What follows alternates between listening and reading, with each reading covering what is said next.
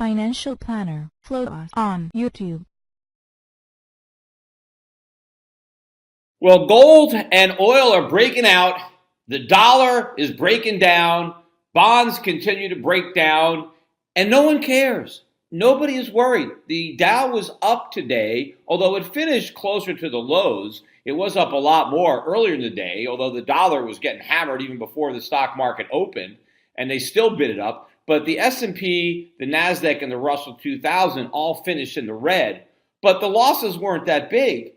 And it's based on the fact that nobody even understands what's going on or what it means. In fact, I actually got it backwards, right? You actually have people who think that a weak dollar is good and that rising inflation is a sign of economic growth, and so there is nothing to worry about. First, let's look at what actually happened. Dollar index, that was I'd say the star of the day, or not the star because it did horrible, so you wouldn't give the dollar a star.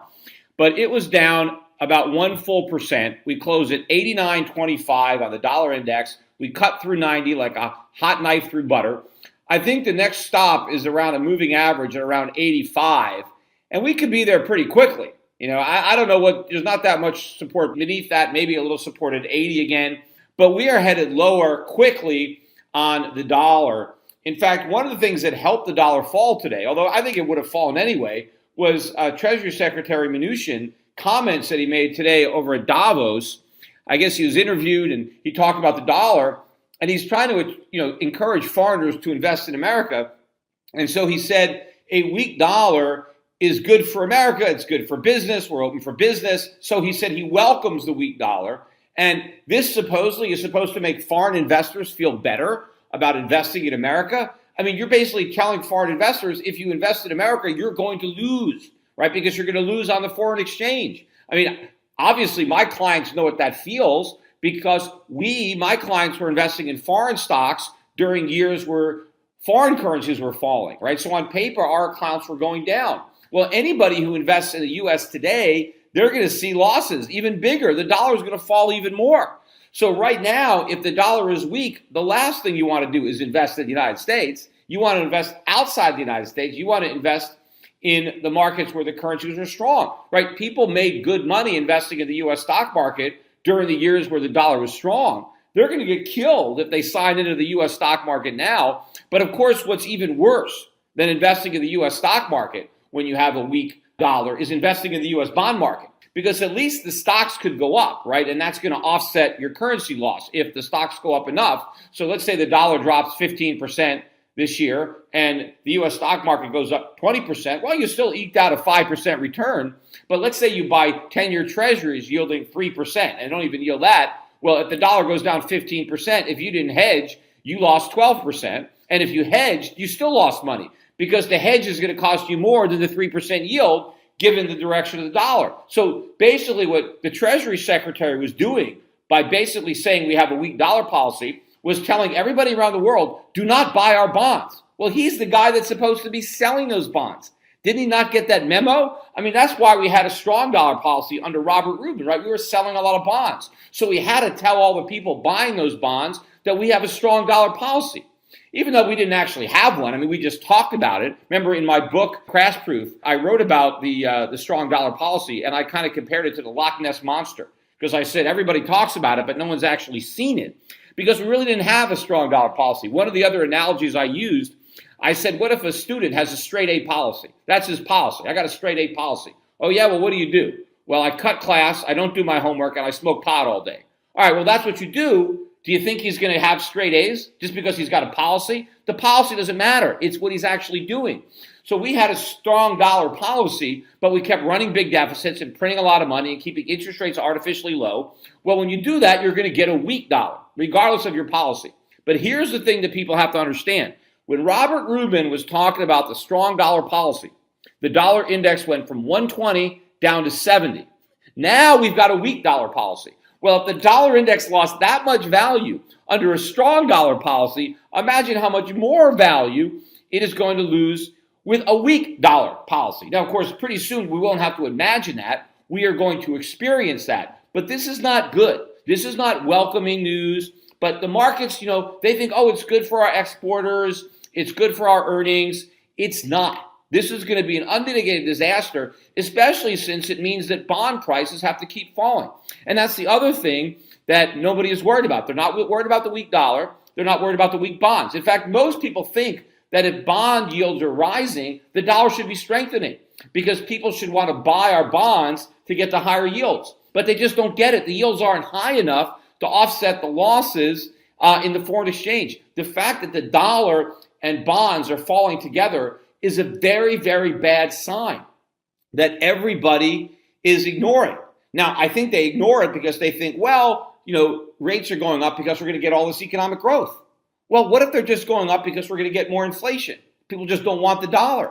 But even if it was the result of growth, we won't have the growth if we have higher interest rates because we owe too much money. The debt is much too big for us to have a growing economy that's burdened by all this debt. Now, maybe people just believe that, well, rates are going up, but they're going to stop, right? They will never get over 3% in the 10-year. Why not? What's going to stop it? If the dollar is tanking, right? If inflation is coming back, what's going to keep bond yields at these ridiculously low levels? I mean, why shouldn't they at least go back to normal?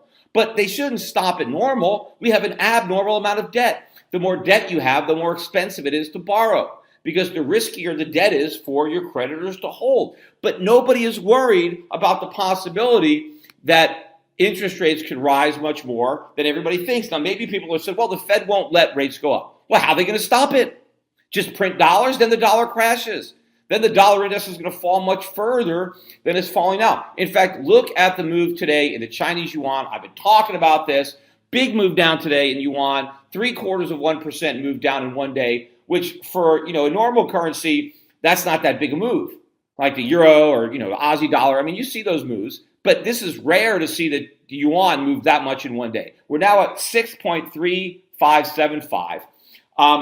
We're going to crash in the dollar yuan. I mean, our biggest trading partner, the biggest holder of our currency, bonds are being, killed, and we're telling them prepare to lose a lot of money because we like a weak dollar. We have a weak dollar policy, and so if you own our treasuries, you're going to get killed. Oh, and by the way, the Fed is still pretending that it's going to sell treasuries too while we have a weak dollar policy. You would have to be an idiot to buy treasuries or a bigger idiot not to sell the treasuries that you already own, especially if you own a lot of them. So this collapse is getting started. No one's worried. Look at oil prices, now over $66 a barrel, up $1.50 today at 66 as I speak. No one's worried. No one's worried. We're going to 80, then we're going to 100. How is the economy going to handle very high oil prices, very high interest rates, all this debt? It doesn't make any sense. But one of the things that probably makes me the most bullish is that no reporters are calling me. Nobody wants to talk to me. CNBC doesn't call. They don't want to book me. Fox Business, none of these networks. I am probably, and not maybe probably, I am the most well-known dollar bear and gold bull that has been on CNBC in the last 10 years, maybe ever in the history of the network. And of course, that's not saying much because there's not many, dollar bears and gold bulls that come on CNBC. But they certainly know who I am. I haven't changed my phone number. They got my email address. The dollar is tanking. Gold is soaring.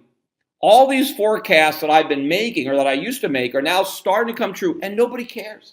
This is the greatest sign that this is going to continue. We're not even coming close to a correction yet, right? There's nothing that would lead me to believe that we're even going to see a pullback. We're just going to keep accelerating in these moves until somebody actually notices it and thinks it's a bad thing, thinks that maybe there is something to worry about. And again, maybe it's because I've been warning about this for so long, that's why they don't care what I have to say, because, he's been saying the same thing for years. Exactly, and I've been right for years, and now the markets are going to validate that. Now, I was looking, somebody wrote an article, it was posted on Zero Hedge, where they included quotes and a link to my Alex Jones interview, which I mentioned on this podcast. It's now up on my YouTube channel because, Alex was so bullish on the market, on the economy. And I said, it's a great contrarian indicator that he's taken this bait and is, so blindly, following Trump as if everything is great simply because, Trump is president. And again, not looking at what he's actually doing.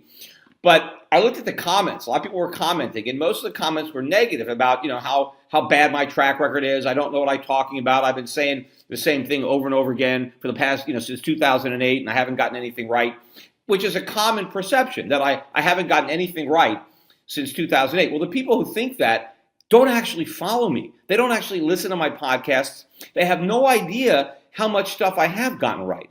Now, I haven't gotten everything right. I've gotten a lot of stuff right. And in fact, most of the stuff that has happened has simply validated my overall belief in the long-term macro thesis of a dollar collapse, of soaring long-term interest rates, of stagflation, potentially hyperinflation, all the things that I think are the end game. Everything that's been coming has been validating it, right? Yet people still have the perception, well, don't listen to him because he's been warning about it for so long that he's just a stop clock. Or I see comments where they say, look, if you invested money with Peter Schiff 10 years ago, you're broke, right? I mean, that's a common knowledge. If you invested with me, you're broke. Nobody who followed my advice is broke, right? I mean, I didn't buy on margin. I didn't short anything. I didn't use options. So people aren't broke. Yes, if people started following my advice 5 or 10 years ago, right, they would have been better off had they just bought the S&P 500, right? They would have been better off. Now, had they started following my advice 20 years ago, they'd be better off being with me. See, it depends on really when you started following me as to whether or not you'd be better off or worse off in these big macro cycles. But, a lot of people started following me because they read my books and they started seeing me on television. So a lot of people joined at a bad time. In hindsight, they could have just put their money in the S&P 500, right? Now, ideally, right, the best thing that you could do is just sign up with me now, or maybe, join me last year or the year before, right? And that would have been perfect, right? To start with me in January of 2016, or at any point during that year, or in 2017, or even now, right? Because then you could have stayed in the U.S. market and rode that bubble, and then got out before it popped, and then load up on foreign stocks and gold stocks, and sold your dollar. Yeah, I mean, that would be perfect and ideal. But we're not living in an ideal world. And here is the reality. Nobody is opening up accounts with me. Although not nobody. I mean, we're still opening new accounts. But let's say last year.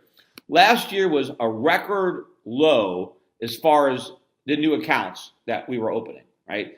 Far more people closed accounts last year than opened accounts, right? I lost assets under management. Even though my assets under management went up because they were going up because of the market, I was having net outflows out of my funds, out of my managed accounts, out of my brokerage accounts. So here's the reality.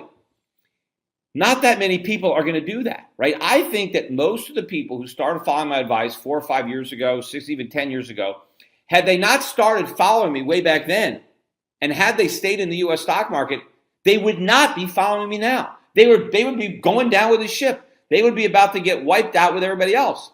The only people who are probably going to have accounts with me are the people who started early and waited it out.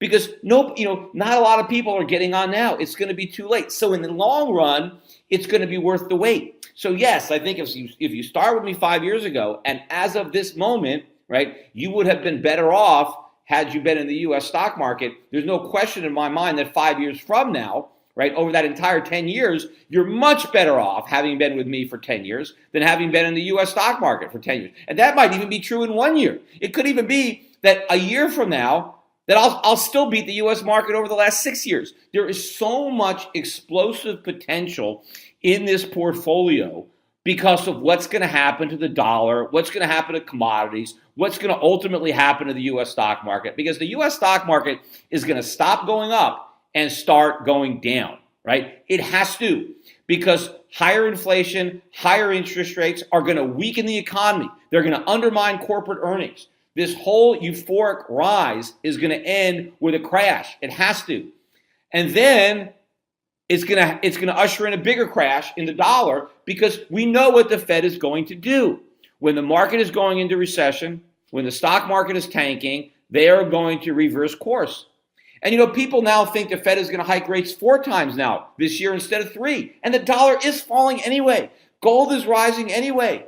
Imagine what happens when the Fed has to say, we're actually going to start cutting rates. Now they have to price out all the hikes and start pricing in the cuts.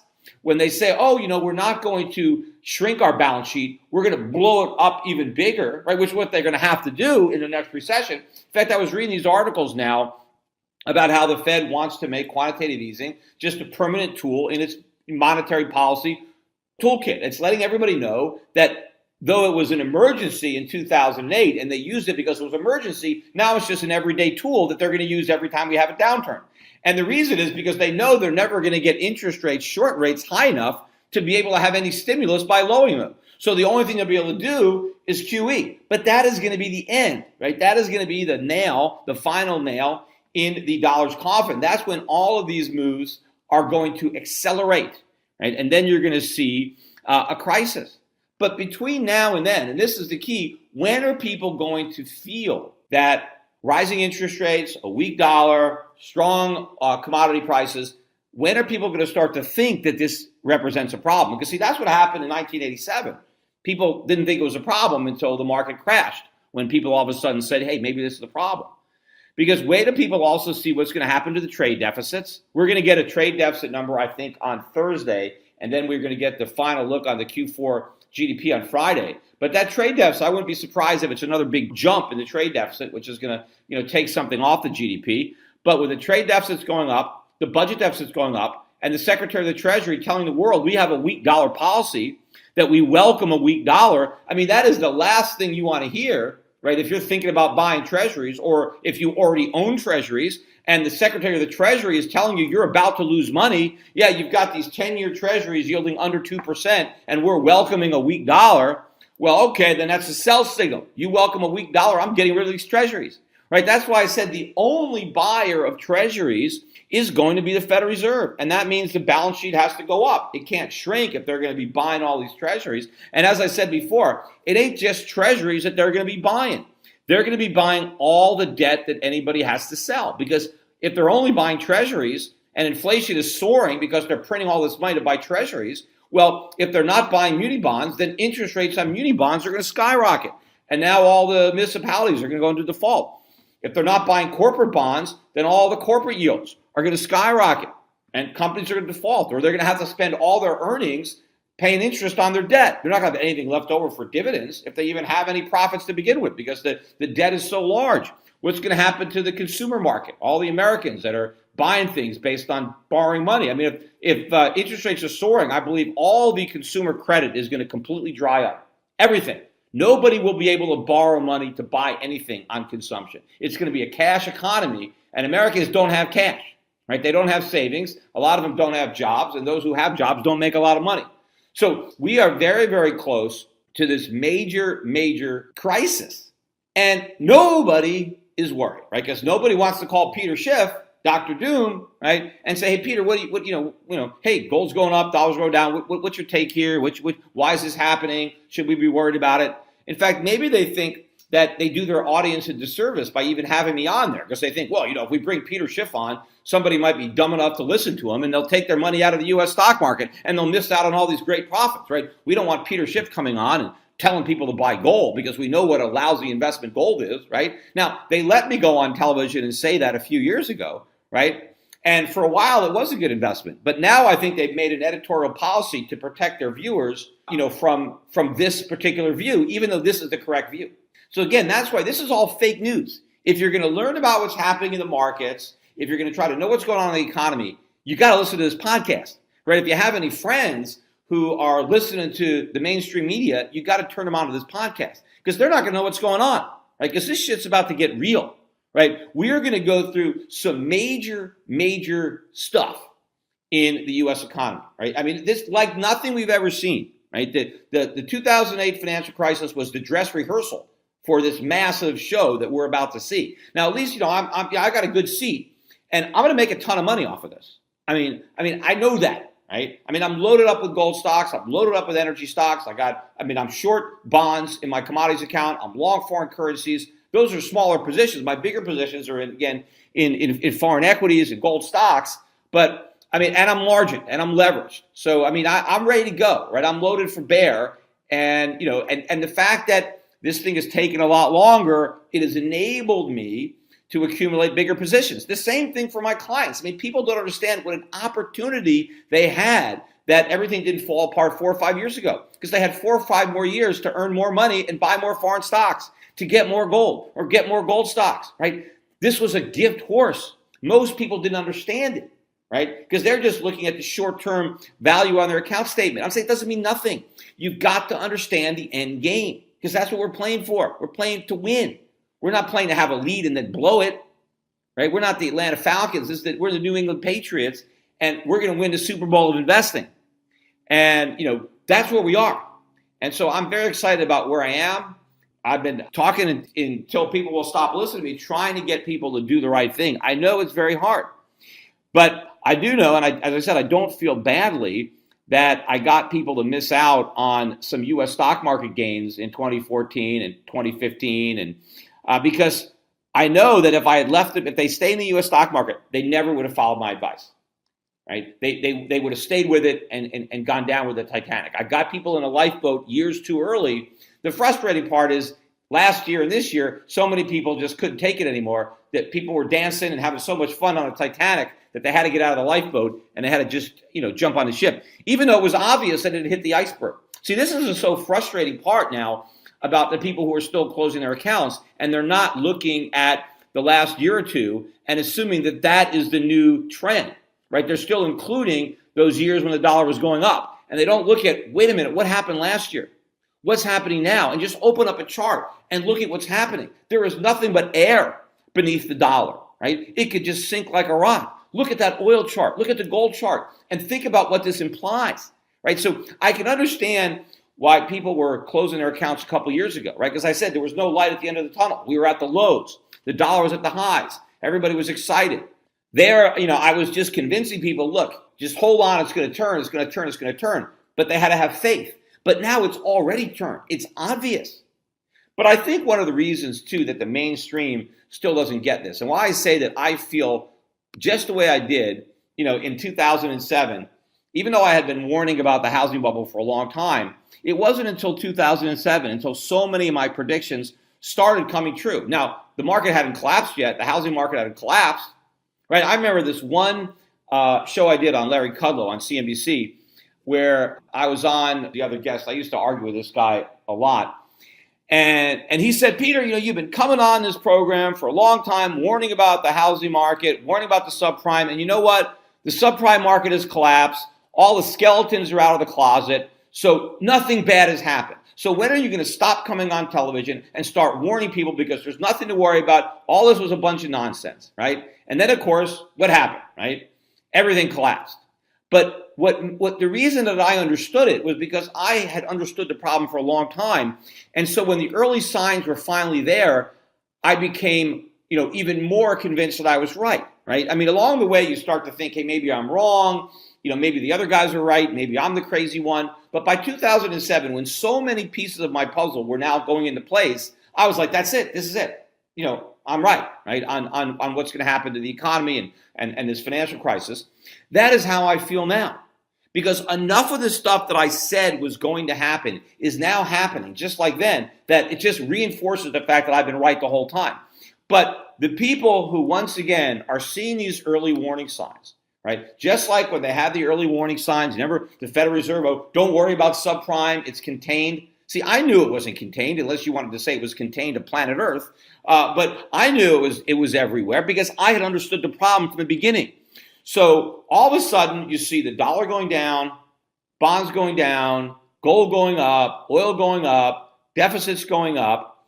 And the people who never worried about these things over the years and thought everything was great, see, they just dismiss it, because they didn't understand all of this happening was part of my thesis. Right? I knew all this stuff would happen. It's all part of the end game. It's all part of what's going to bring about the crisis. But again, mainstream Wall Street, all these guys over in Davos that are talking, right? I mean, you're going to learn more about economics in the markets, listen to my podcast, than flying over to Davos, Switzerland, right? But all these guys who were clueless back in 2008, 2007 when they met, right?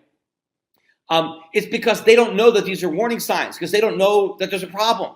They don't understand what's wrong with the economy. They weren't expecting these things to happen. And so when they happen, they rationalize them or justify them or just assume it's good because all news is good news when you're in this bubble. But for me, these are the things that I have been waiting for.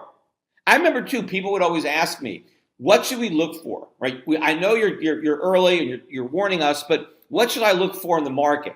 And what I've always been telling people is watch for bonds and the dollar going down together and gold going up. I said that is going to be the beginning warning sign. When you start to see that relationship, decoupling of when bonds and the dollar both go down together, that shows you a loss of confidence. And you see oil prices going up, the gold prices going up, inflation is coming back, the dollar is going down, we're in trouble. But the people who don't understand these consequences, to them, they just dismiss it. But so there's enough information out there. And so, I know the clients that left, chances of them coming back in time are slim to none. Right? They're not going to come back. I remember there are some people that say, look, Peter, I can always come back in a few years. And I said, you know what? You're not going to have enough money. You're going to be too broke in a few years to come back. So it's not even going to matter. But I think the people that are still here, the people that still have accounts, you're there. You understand it. Look at your statements. Go online. See what's going on every day. Look at these charts and add money. I'm telling you, my conviction is at the highest level it can possibly be. And look at the markets. Every day the price action is validating what I'm saying. The only thing that isn't happening yet is the U.S. stock market is going up. But who gives a damn when it's going up? Because it's a bunch of fools buying it who don't know what they're doing, right? And eventually it's going to come down, and it doesn't even matter. Because the foreign markets with a tailwind, right? If the dollar is going down, there is no way the U.S. market is going to outperform the foreign markets. It's just not going to happen. Not over the course of this year, right? I mean, the U.S. got off to a pretty quick start in the first few weeks of January, but the rest of the world is going to blow through it, especially my strategies. My strategies are going to kick into a whole new gear. So you have an account, add to it. If you've never had an account, it's not too late to open. It's a great time to open. As I said, the problem is not enough people are doing it because I don't have the exposure that I had, right? I'm not going on television. I don't have a new book out there. I mean, I have an audience, but these people have been listening to me for 6, 7, 8 years. I mean, most of the people who are going to open up accounts with me already opened them up. And now some of them started to close because they got frustrated because it didn't happen quick enough. Well, it's happening now, right? And it's going to happen quick. This whole collapse is going to accelerate. Believe me, the bubble is going to deflate much quicker than it inflated, right? Once the air starts coming out, it's gushing out. So the window of opportunity is closed. Like this train is leaving this station, right? And it's an express train. And it's going to, massive profits as far as I'm concerned. But the problem is if you miss the train, right? If you're stuck at the station, right? The problem is the platform is going to blow up, right? Because the platform is the U.S. dollar. So it's not like a typical investment train where if you miss it, you'll get another one. There is no another one. There is no second chance. You miss this train, you're done because the station's blowing up because you're standing on the dollar. The dollar collapses. It takes the bond market down. It takes the stock market down. So do more than just listen to the podcast. Do something about it. Probably do another podcast on Friday because Friday we're going to get the GDP numbers. We would have gotten the trade deficit. Who knows? Based on the technicals, we could just get started. Remember the last time on my podcast, I said if we close above 1350, we could get to 1400 the next day, right? Let's see if that happens because this is a huge breakout. Silver was up better than 50 cents today. I remember I said that. My 15-year-old son texted me or something and say, hey, Dad, you shouldn't make predictions like that because then if it doesn't come true, it discredits you. I didn't say it was going to happen for sure. I just said there was a chance it could because it's a significant level. I think we could have a rush of buy. It doesn't mean it's a guarantee. But even if it doesn't jump $50 in one day, it's going to go up $50. It doesn't really matter if it takes 3 or 4 days or a whole week. It's going to get there. But at some point, and maybe the breaking point is 1400. Don't know where it is. But there's going to be a rush of buying that's going to come in. And when that happens, again, Katie by the door, because who's going to sell? Nobody, right? There were plenty of people who were willing to sell a year or two ago. But once we have a breakout, once the entire investment thesis is being validated and it's obvious, we have a weak dollar policy, the dollar is tanking, commodities, oil going up, and gold all of a sudden starts to soar. It breaks out of all its downtrends. It breaks through all the moving averages. Who's going to sell? There's nobody to sell, but everyone's going to want to buy. So we're going to have a huge rush before we get to any price level that would be high enough that some of the people who have held through this bear market would consider selling. So stay tuned. This is going to be quite a show. And it's unfortunate that the mainstream media has no idea what they're covering.